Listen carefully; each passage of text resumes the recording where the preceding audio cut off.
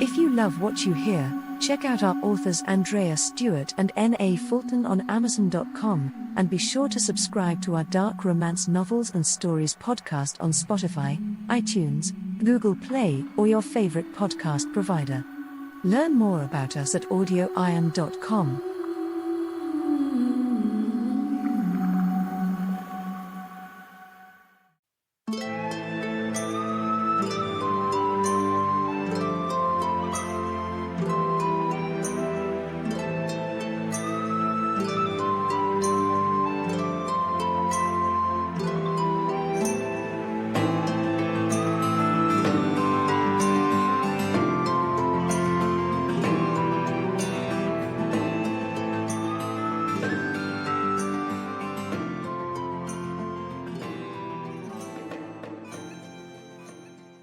Pirate's Desire by Andrea Stewart.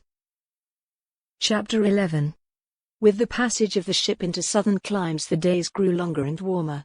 Within a fortnight of her rescue, or capture as some might call it, Corwyn could almost believe it was summer, not early spring. At home in England, the trees would just now be acquiring leaves and new buds would be making their very first appearance on bare branches. But here on the open water the days were long and the heat was oppressive. Morning and evening Devon would pause in his work to take Corwyn for a stroll on deck so she could get a breath of fresh air. Sometimes he would lead her down into the hold where the ship was cooled by the water racing past the hull. But beyond those short adventures, Corwyn was quartered in Devon's cabin where, even with the door wide open, there was no breeze to be found. She longed to explore the ship on her own, to sit where she could see for miles, to climb the masts and sit on the spars where the wind could find her. She feared if she asked for permission to move about on her own the request would be denied. So one midday, as most of the crew was eating their afternoon meal below decks, she crept out of Devon's cabin and slipped up the stairs to the poop deck that ran over the stern of the ship. This area of the vessel was usually reserved for the captain and first mate alone, and she felt she might remain unseen here for a long time. Black and his first mate Aubrey were so actively engaged in managing the crew and so frequently working alongside their men that they rarely ventured here. She sat on the deck with her bare feet extended through the railings and looked down at porpoises that played in the ship's wake. Dressed in a shirt and breeches, toes caressed by the wind, Corwyn wondered why there was a man left in England when they were all free to go to sea. If she had known this life existed, had understood the great freedom her brother enjoyed, her envy would have consumed her. When something hit the back of her head interrupting her reverie, she started in surprise. Hearing something clatter to the deck, she instinctively looked around to find it. She found a crude spool, empty of thread, which had somehow appeared out of nowhere. Looking behind her she saw no one. But then a shadow overhead caused her to look up. A young man, no older than she herself, with bright red hair, worn clothes and a broad grin, was standing on the lowest of the spars that ran overhead. She smiled and waved. He gave her a conspiratorial wink in return, then scrambled up the mast to fix a sail. Not long after that she looked up to find an old man with a beard and pot belly sitting above her smoking a pipe. Above him she saw 4 men making adjustments to a sail that seemed to require no adjustment at all. No one appeared to notice her gaze and no one disturbed her as she sat. How nice it would be if she could be truly part of the crew. Over the course of the day she heard Black calling out. He issued orders that drew men down below deck, then sent them back up with barrels and bales of goods. She noted, after a time, that his voice had become sharper, his language more harsh, and she found herself looking down when he emerged from the companionway shouting. She saw him look above her and followed his gaze. Her heart sank to see 11 men nested like brightly colored birds above and around her. She was not the only one enjoying the cool wind and the shade of sail on a very hot day. When she looked back to where she had seen Black standing, he was gone. A moment later he was pulling her up by her collar.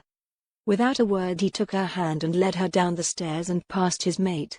Corwyn thought the man gave her a pitying look as she was pulled into the cabin. "What are you playing at?" asked Black as she dropped into a chair. "I spent the whole day waiting for my orders to be carried out and calling for my crew, only to find them hanging over your head like monkeys." "You never said I couldn't leave the cabin," she said defensively. "Why should I not? I am not your prisoner. Neither am I your crew to be ordered about. Why should I be confined in this sweltering room day after day?" Corwyn saw Black biting back hard words that flew to his tongue. She and he had come to a kind of truce that allowed them to live in relative peace. He treated her as if she were a guest rather than a captive on his ship. She behaved as a guest and pretended to be confident he would carry her to Virginia at the end of the voyage. He finally spoke. "The discipline of my ship requires that everyone aboard obey my orders, my lady," he said carefully. "My men see you taking an action they know I would find objectionable and they feel free to follow suit. Now I am forced to reprimand both you and them in order to ensure this never happens again." "Well," she said carefully, "you may certainly school them if they allow you to," she said. "You will absolutely not school me." He said nothing. "Because I have not forgotten how I came aboard your ship, my lord. Nor have I forgotten our time in London," she said. "I am not unconscious of the wrongs done me and I assure you I will not suffer more." She waited for him to speak. When he did not, she continued. "I did not choose to sail under you and I am not a slave. And if you must order your men to do aught, you may tell them I have the liberty of a ship and they should keep to their duties." "How fortunate I am to have you to instruct me in the running of my boat," Devon said grimly. "I wonder how I have managed until now." "I do not know," she said. "And I do not care how you'll manage after I am gone." Slowly she rose. She opened the cabin door and walked out into the late afternoon sun. Hours later Devon stood on deck taking the measurements required to chart the ship's course. Around him the business of the vessel continued. The stores that had been moved to allow the shipwright to repair a leak in the hold had been returned below, the deck was clear and scrubbed clean, and the night watch was now in control of the vessel. Aubrey motioned for the second mate to take the helm and moved without apparent hurry to stand near Black.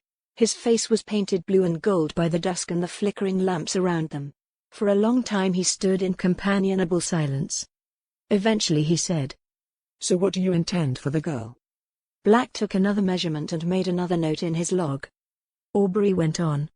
"She can't ride the seas forever with us.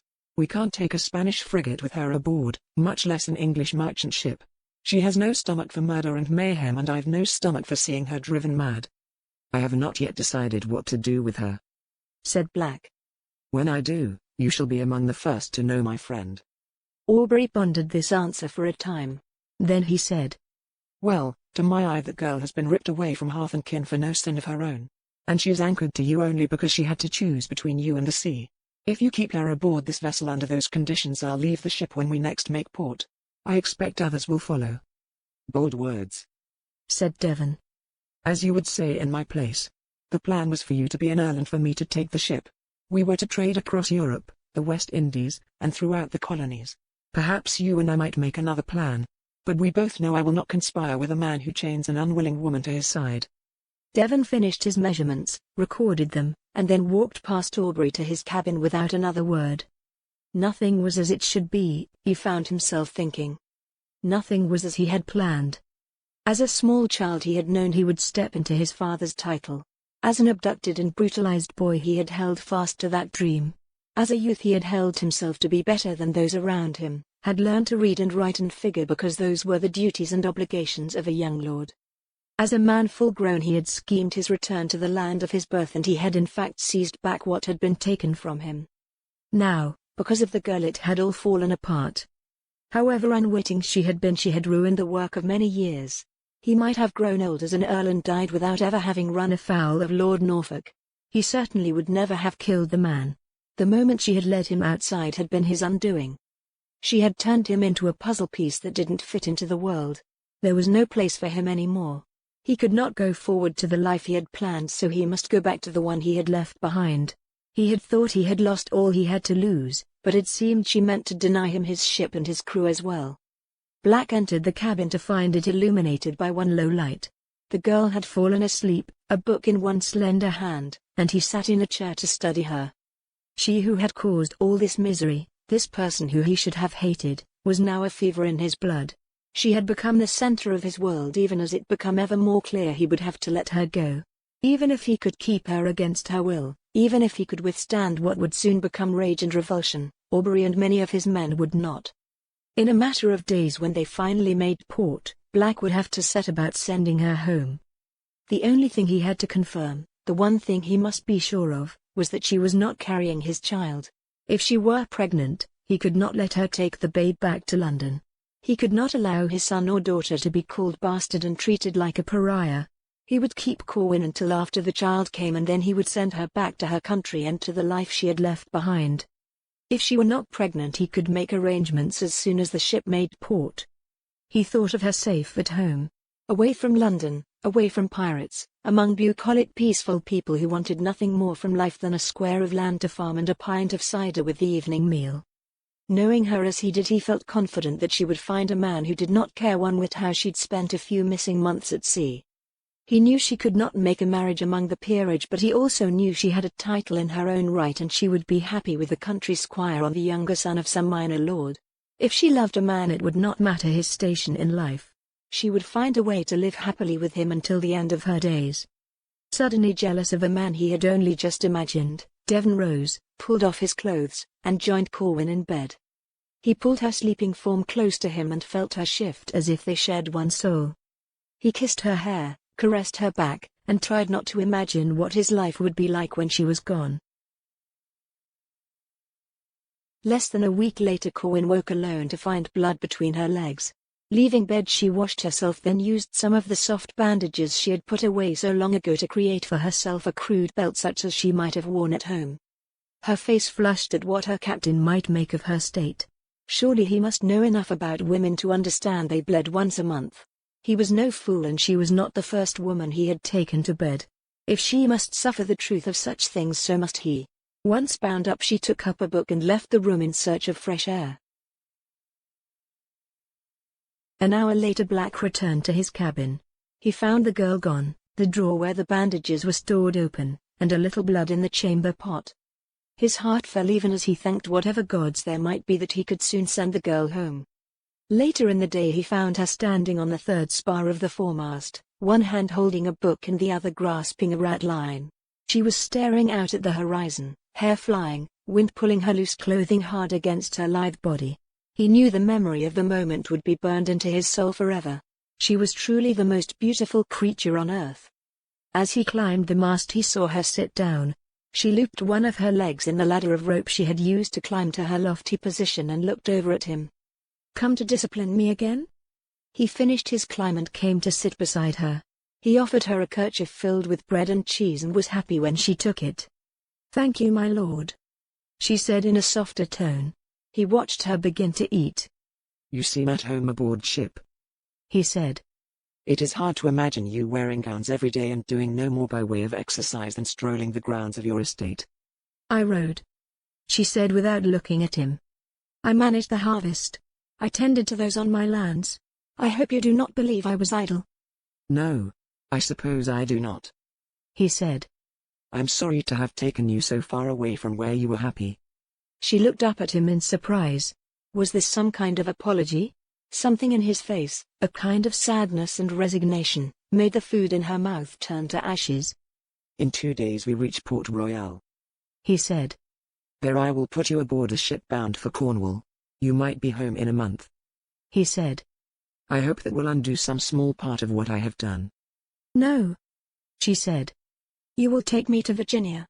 You have carried me this far, and now you must take me to my brother. There is nothing in England for me. Surely you can see that." "The English Navy fills those waters and my ship is known.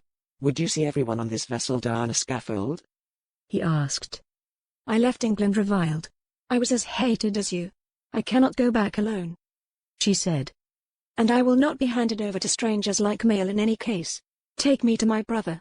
It must be a matter of 10 days. "No. It would take several weeks. For one thing, we would be running against the wind. And do you imagine I'll walk into a naval shipyard with you in tow and say, 'Here is the girl I stole from that ship I sank'?"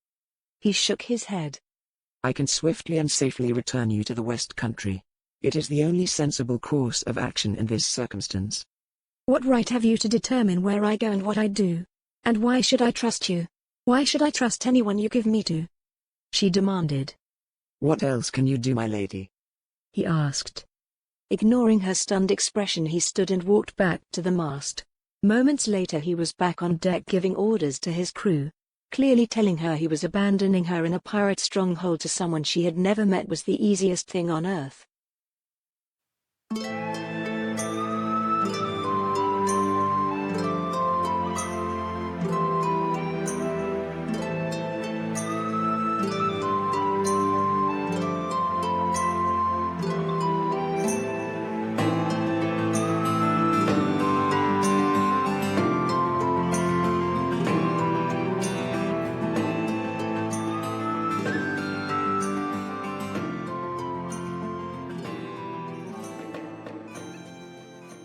Pirate's Desire by Andrea Stewart, voice recording copyright 2019 by Nancy Fulton, music by Alexander Shavarev licensed from Pond 5.